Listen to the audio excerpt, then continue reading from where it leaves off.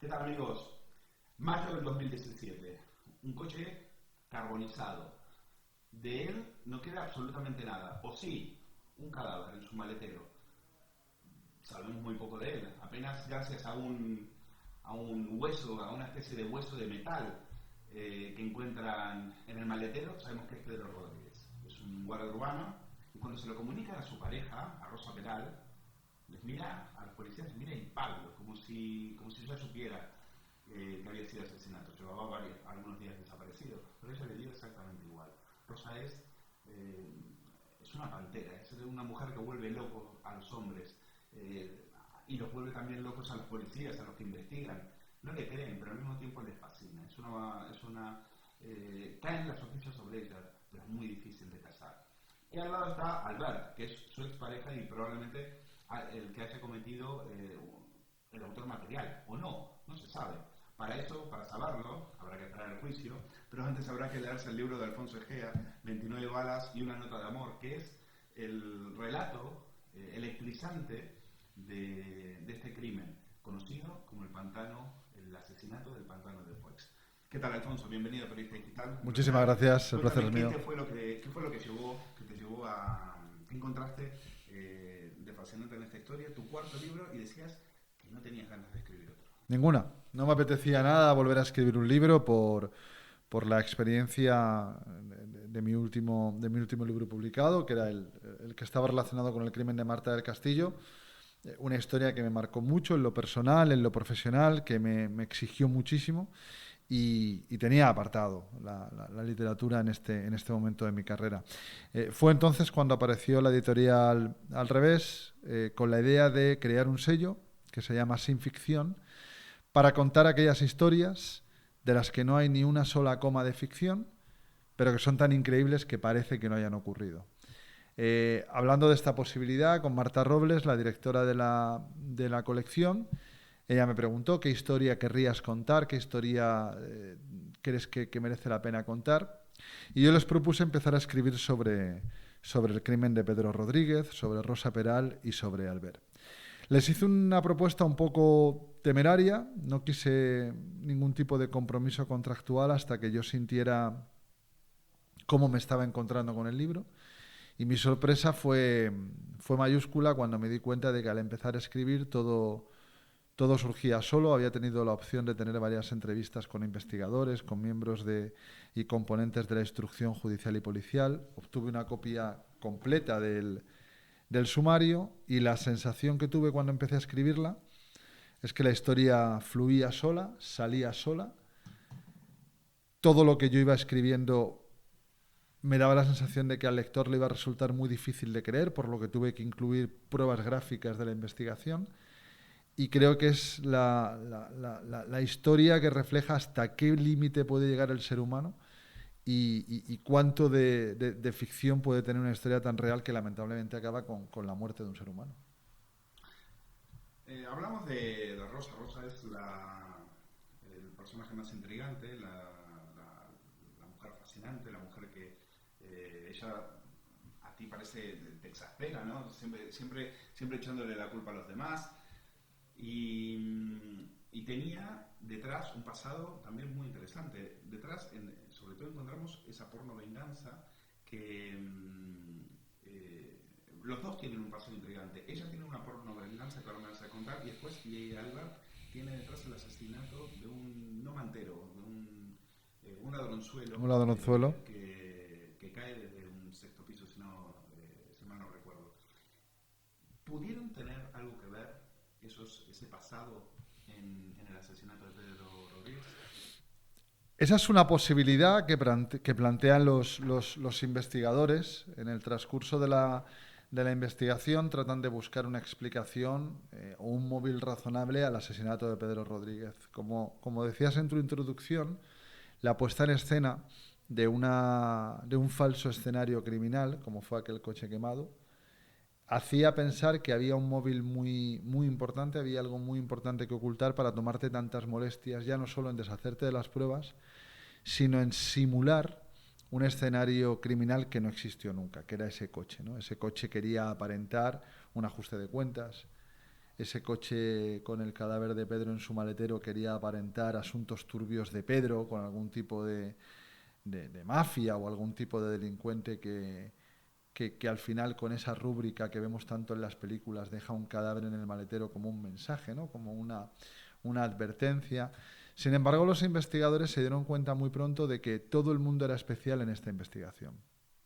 Cuando investigan a Pedro Rodríguez y a su pasado más inmediato para intentar encontrar una explicación a que te metan dentro de un maletero y le prendan fuego a un coche.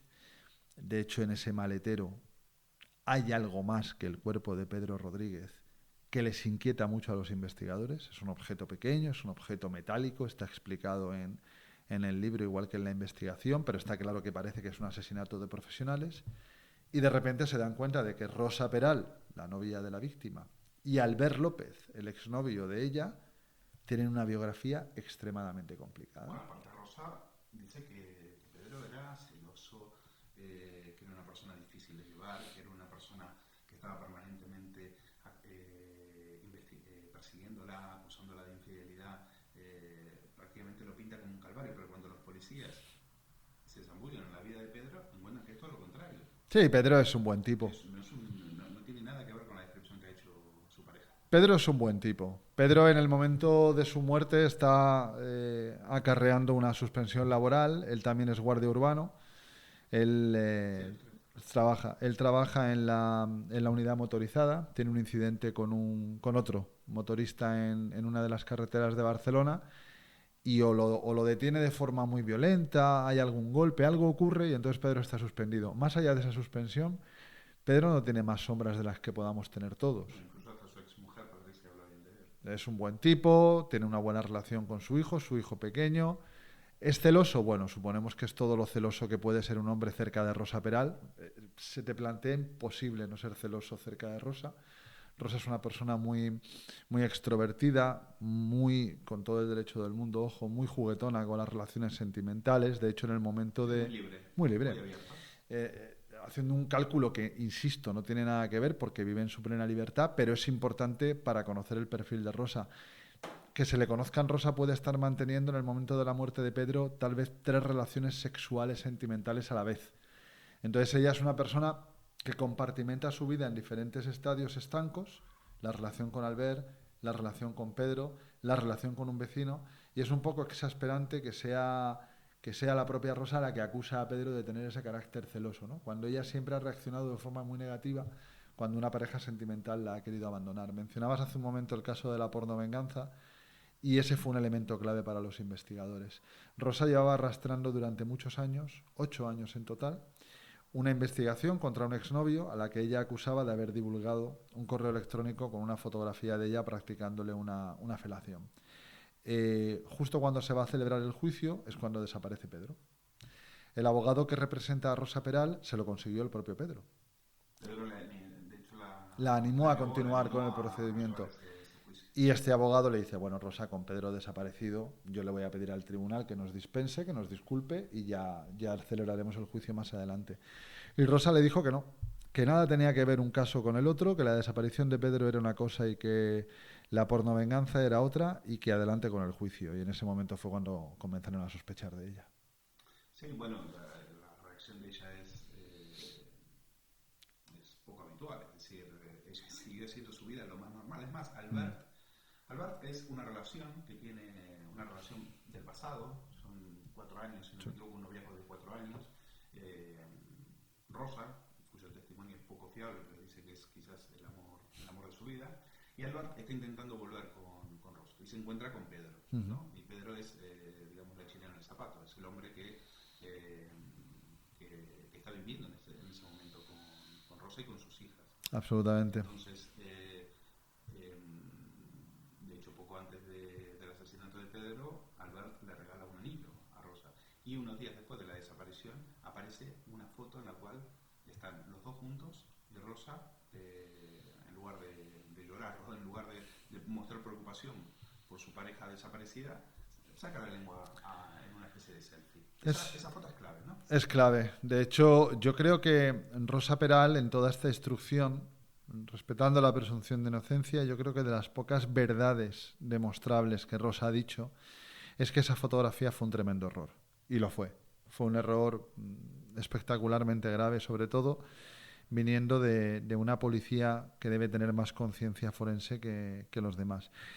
Esa fotografía, hay una reproducción en el libro y tiene un enfoque muy cerrado en el que aparece Rosa, ella aparentemente estaría sujetando el teléfono, saca la lengua en una especie de mueca graciosa y al ver está de escorzo y apenas se le ve. En ese momento, Pedro, a todos los efectos, está desaparecido. ¿Por qué es importante este dato? Esa comida se está celebrando durante la despedida de un compañero policía. Rosa y Albert están rodeados de aproximadamente una veintena de policías. Policías adiestrados, armados, policías totalmente preparados para ayudar a Rosa en el hipotético caso de que ella tuviera que decir que Albert había matado a Pedro. Lo digo porque Rosa va a tratar de venderle al tribunal el miedo insuperable. Yo no podía delatar a Albert por el miedo que me provocaba. No hay escenario, o no se me ocurre escenario más seguro para delatar a otra persona que una comida con 20 policías, que además de policías son amigos, pero Rosa no lo hizo. En ese momento, insisto, Pedro estaba desaparecido para todo el mundo. No habían encontrado todavía su cadáver y a ella se lo iban a contar esa noche. Le iban a contar esa noche los Mossos d'Esquadra lo que había ocurrido. Claro, si tú, como Rosa Peral, dices que Pedro es un tipo celoso, obsesivo-compulsivo, que esa obsesión y esos celos le llevan a ser violento en ocasiones, si tú llegas a decir que incluso ha llegado a agredirte físicamente por esos celos, ¿no tienes ningún temor a que en cualquier momento durante esa comida Pedro entre por la puerta y descubra que estás comiendo al lado de tu expareja y fotografiándote con él? Evidentemente Rosa no tenía ningún miedo y la única explicación que hay es porque ya sabía que Pedro no podía entrar nunca por la puerta de ese restaurante. Pedro estaba muerto. Pero, Alonso, la pregunta cae por su propio peso. El resto de los compañeros conocían la relación de Rosa. De alguna manera también estaban pendientes de qué pasa si Pedro cruzó por esa puerta. Es decir, ¿a nadie le llamó la atención? Han pasado unas cosas en las últimas horas muy interesantes y te las voy a contar aquí. Cuando yo me propongo escribir este libro, requiero un enorme ejercicio de objetividad. Me advierten que acercarme a Rosa es peligroso. De hecho, en una reconstrucción de los hechos que se celebró en la escena del crimen, uno de los mandos de los Mossos d'Esquadra prohibió a cualquier agente que se acercara a ella. Es una tipa extremadamente manipuladora. Yo debo recordar que durante esa reconstrucción le dijo a un investigador: ¿os habéis fijado en que Albert tiene las cejas quemadas? Así funciona la cabeza de Rosa Peral. Yo decido voluntariamente alejarme de Rosa, alejarme de Albert y alejarme de Pedro. Digo, me voy a alejar de todos los personajes de esta historia, solo voy a contactar con investigadores y con miembros de la instrucción judicial para tratar a todos los personajes con la objetividad que se merecen. Creí que era una medida de contención y una medida higiénica periodística interesante. Cuando el libro se acabó, cuando lo terminé, de hecho, cuando el libro se publicó, le mandé un ejemplar a la familia de Pedro Rodríguez, yo no he tenido más relación con ellos, presentando mis respetos y explicando que es una investigación periodística. En su momento traté de contactar con Albert a través de su abogado, el abogado declinó mi invitación y me pareció bien, y le mandé una carta a Rosa a la cárcel. Y Rosa jamás me respondió a esa carta. ¿Por qué te cuento todo esto? Porque en las últimas horas, y cuando digo horas me refiero a horas, han contactado conmigo personas que aparecen en este libro. Compañeros de Rosa, gente muy cercana a Rosa, personas miembros de la Guardia Urbana que también son mencionados en este libro, y todos me han dicho lo mismo. Has estado muy acertado en todo lo que has escrito, lo cual me hace sentir bien y lo agradezco mucho. Dice, pero no te haces una idea todavía de quién es Rosa Peral. Todos me han dicho lo mismo. Entonces, claro, ellos conocían a Rosa, sí. Conocían a Albert, claro. Conocían a Pedro, sí. Pero igual que nosotros podemos conocer a compañeros en nuestra redacción y saber que, bueno, ha habido un lío, ha habido una aventura, este tipo no es el más fiel del mundo. Pero claro, estamos hablando de un asesinato. Ellos lo que siempre mantuvieron es que no podían imaginar que 2 de sus compañeros pudieran haber llevado a cabo el asesinato de un tercero. Podían imaginar que Pedro los pilló y se fue con su coche para desaparecer y tomar el aire y volver más tarde. Pudieron llegar a creer, bueno, a lo mejor Pedro tenía algún problema económico de deudas y alguien ha ajustado cuentas con él, pero todos me explican lo mismo. ¿Cómo das tú el salto de que Rosa Peral, la exuberante, la que le gustan los chicos, la simpática, al ver el boxeador, cómo puedes llegar a imaginar que son protagonistas de un crimen? Eso es lo que no terminan de creer hasta que lo ven plasmado en una investigación. Lo que pasa es que, y tú lo deslizas en el libro, la pituitaria, el olfato de algunos en esta investigación, de los guardias urbanos, bueno, por algún lado se les nubló, les falló, porque de hecho hay una amiga de ella, ¿no? La que duerme en la casa con ella, ¿no? Sí. Que efectivamente tenía los elementos casi a la vista, ¿no? Y no le llamaron, o sea, encuentra gotas de sangre en diversos sitios de la casa y no le... Eso es como, tú sabes, como periodista en algún momento se te disparan las alarmas cuando ves alguna que otra cosa. Y aquí, bueno, pues a esta gente no le pasó. Y no le pasó ni a ella ni a ninguno. Yo creo que, ¿no crees que se sienten un poco como diciendo, hemos hecho un poco el tonto durante todo esto? Estuvieron tentados hace unos meses. Te refieres a una compañera de Rosa que Rosa invita a dormir a su casa. Rosa tiene que mantener la coartada del miedo e invita a una compañera que se quede con ella en casa, pues para justificar ese miedo. Es verdad que esta compañera ve sangre. Rosa da dos excusas, que es que se ha cortado en una mano y que la perra estaba también en el periodo de menstruación. Lo cual era verdad en parte, pero no todo.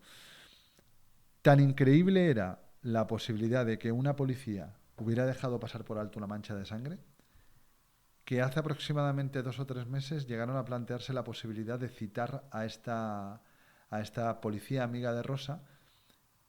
Aunque la querían citar en calidad de testigo, pretendían saber si realmente esa versión era genuina, de lo increíble que sonaba. Sonaba tan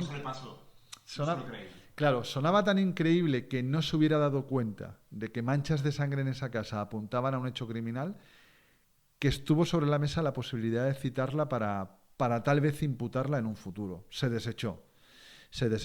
Yo qué creo de lo que ocurrió en la mente de estos guardias urbanos en aquel momento. Creo que la historia era tan increíble que solo aquellos que estaban acostumbrados con la investigación criminal, que son los Mossos d'Esquadra, solo ellos fueron capaces de darse cuenta de que la vía de investigación estaba en la casa, estaba en Rosa y estaba en Albert. Creo que a los guardias urbanos simplemente les pilló con la guardia baja. Bueno, una vez que los detienen, a Albert y a Rosa, al principio Rosa descarga todas las culpas en, como tú decías, lo de las cejas, que se les quemó, etc. Las versiones son diferentes, se acusan mutuamente. Está claro que no niegan, evidentemente, que tienen algo que ver, pero lo que no está claro es quién lo mató. No está claro el modus operandi, qué fue lo que hicieron desde que, dónde se comete el crimen, si ella le envenena, por ejemplo, que es una de las hipótesis que está sobre la mesa. Entonces, todo eso no está claro. Y aquí nos estamos jugando en algo que también es muy importante, porque o es asesinato o es homicidio, con lo cual estamos hablando de asesinato entre penas entre 15 y 30, y si es homicidio entre 10 y 15. Yo creo que ellos están jugando también con eso. ¿Tú qué crees? Mira, en lo que sería afortunadamente la tipología penal ha cambiado con el paso del tiempo. Entonces el hecho de que la víctima esté indefensa, no pueda hacer nada para proteger su vida y que el crimen sea prácticamente una ejecución es lo que ya lo convierte en asesinato. Afortunadamente la premeditación es algo que ya el Código Penal ha dejado atrás, ya no hace falta ese plan preestablecido para convertir el crimen en un asesinato. Yo creo que estamos ante un asesinato de libro, simplemente, que se decidió in extremis. Yo no tengo muy claro, hay solamente 2 posibilidades: o Rosa mata a Pedro o Albert mata a Pedro. Esto es lo que hay.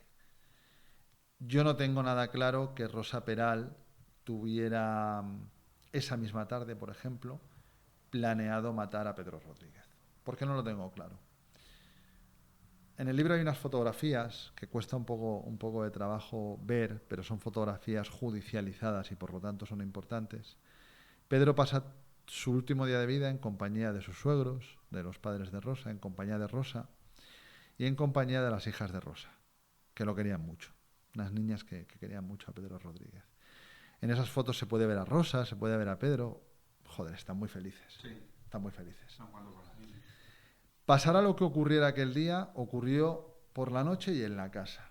Yo siempre, basándome en la investigación, puedo creer que aquella noche Pedro descubrió el anillo que le había regalado Albert a Rosa, o Pedro descubrió un mensaje indiscreto de Albert, o se produjo la enésima discusión por celos en la pareja. Eso es lo que yo puedo creer.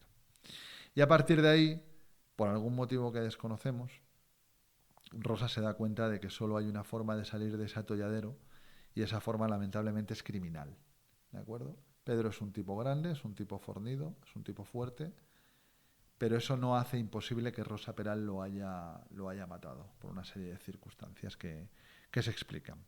En el hipotético caso de que fuera Albert el autor material, tenemos a un tipo que ha pasado la tarde trabajando, o al menos parte del día trabajando, y que está en Badalona. Y que en un momento dado se traslada de Badalona al lugar donde va a morir Pedro. Evidentemente, en ese traslado también hay malas intenciones. Te pongo los dos ejemplos paralelos, porque pese a que el crimen no se preparara ni el día anterior, ni el mes anterior, ni la semana anterior, sí que el tribunal puede detectar cierta intención de matar previa a Pedro. Y el hecho de que Pedro no se pueda defender, porque ninguno de los protagonistas tienen las heridas o los síntomas suficientes que avalen una posibilidad de defensa, solamente hay un pequeño rasguño por ahí que no sería significativo, nos está colocando en un escenario más cercano a la ejecución que al homicidio. Yo estoy convencido de que estamos ante un asesinato. ¿Y por qué salta la valla? ¿Por qué llega Albert y salta la valla? Eso es lo que dice Rosa. Ah. Eso es lo que dice Rosa. Hay una parte de esta investigación que tiene mucho de olfato policial, que es darte cuenta. Rosa es un personaje muy llamativo porque ella, cada vez que es llamada a declarar ante los Mossos d'Esquadra, ya sea como testigo o ya sea como detenida, ella trata de dártelo todo. Te da el problema, el desarrollo y la solución, ¿no? Ella siempre te da como un pack cerrado para que tú vayas hacia la dirección que ella quiere. Ella dice que está doblando ropa con su novio cuando, al ver enfurecido, salta a la valla de la casa y lo ataca, lo agrede por sorpresa con un hacha. No hay ninguna prueba científica ni física que demuestre eso. Es más, la localización del teléfono de Albert hace pensar que toda esa escena que pinta Rosa se dibuja una hora antes de que él salga de Badalona. Porque a ella se le pregunta en caliente a qué hora ocurre esto, cómo ha ocurrido esto, explícanos esto. Y los horarios que ella da difieren con los horarios que tiene Albert en su teléfono móvil en el traslado de Badalona. Ahora que dices lo de los teléfonos móviles, fueron claves a la hora de saber que tanto uno como el otro estaban mintiendo, ¿no? Sí, porque... O sea, hoy es increíble, o sea, tú que llevas tantos años en el tema de los sucesos, te alucinará saber la información que se guarda en un teléfono móvil, ¿no? Y tú pones mucho énfasis en eso en el libro. Cualquiera que nos esté escuchando, que nos esté viendo ahora, yo siempre digo que haga el mismo ejercicio. ¿Dónde está tu teléfono? Está al lado, lo tienes al lado. Se ha convertido en un apéndice de nuestra vida. Lo que pasa que, igual que los investigadores han aprendido a utilizar ese sistema para averiguar cosas, posicionamientos, llamadas, WhatsApps, creo que además en 29 balas hay una explicación de un trabajo muy brillante de Mossos d'Esquadra, porque han aprendido a exprimir los móviles al máximo, no se han limitado solo a pinchazos y a posicionamientos, han hecho otras cosas muy creativas. Luego es verdad que Rosa y Albert, yo tengo que incluirlos a los dos, pero creo que esto es cosa de Rosa, como son policías, quieren dar un paso más. Ellos quieren decir, vale, no vamos a pelearnos con borrar pruebas de los móviles, sino que vamos a empeñarnos en usar los móviles en la dirección que nosotros queremos. Y el problema de creerte más listo que un investigador es que 9 de cada 10 veces eso es mentira. Siempre van a ser más listos que tú. Sí, de hecho, ella se inventa diálogos con Pedro.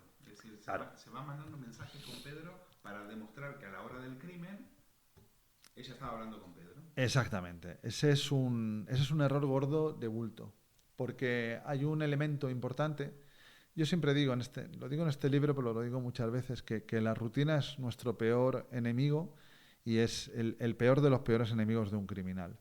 Hay una conversación con un mecánico que echa unas cuentas y se da cuenta de que Pedro le debe un poco de dinero. No, no es importante, es una deuda muy pequeña. Pero bueno, el mecánico dice, no voy a andar por ahí perdonando pequeñas deudas porque entonces no tiro para adelante. Y entonces establece una conversación por WhatsApp con Pedro. Y Pedro le sugiere una forma de pago muy surrealista. Le viene a decir poco más o menos que le va a dejar el dinero en un sobre dentro del buzón. Claro, los Mossos le preguntan al mecánico, ¿pero a usted Pedro le ha pagado así de alguna manera? Y dice, no, a mí Pedro viene al taller, me da el dinero en la mano, como hacemos cualquiera. Claro, es que no era Pedro la persona que estaba comunicando con el mecánico.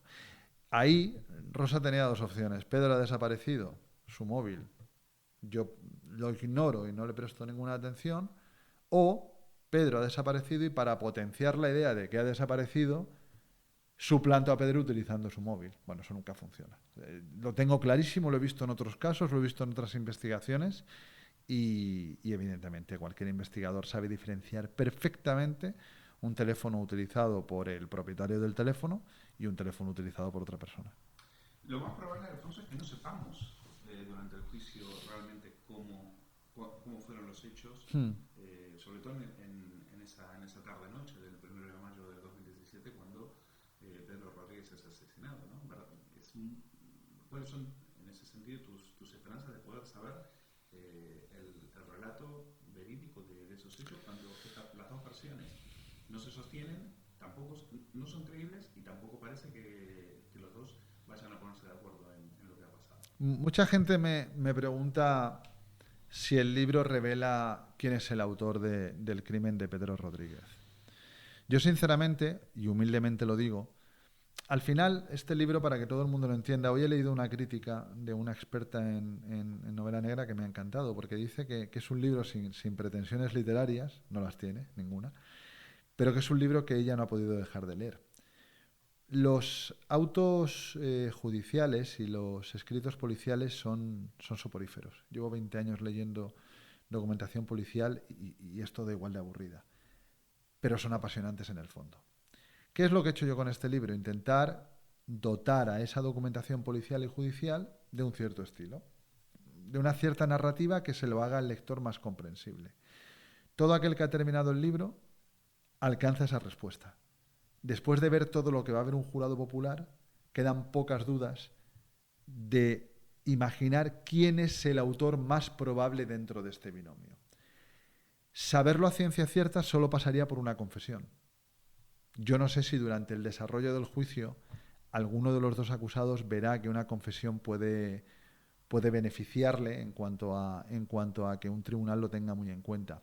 Evidentemente yo creo, muy humildemente creo, que la familia de Pedro Rodríguez bien merecería que uno de los dos dijera la verdad, o su verdad, o algo que se aproximara a la verdad. Pero creo que un jurado va a tenerlo bastante claro. Padre de ella. El padre de ella, Francisco, Sí. ya había mentido antes.